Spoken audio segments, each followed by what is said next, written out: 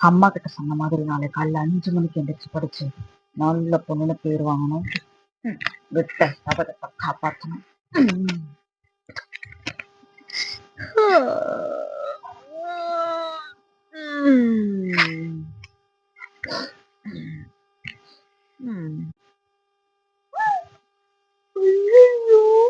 இன்னைக்கு 5 மணிக்கு எந்திரிச்சு படிக்கிறேன்னு போச்சு போச்சு. கடவுளே, நீயாவது ஞாபகப்படுத்த மாட்டியா? அம்மா, உடம்பு முடியலம்மா, ஒரே அடிக்குதுன்னு அதெல்லாம் வலிக்குது. சீக்கிரமா தேய்ப்படுமா? அம்மா நடி நடிக்கிற.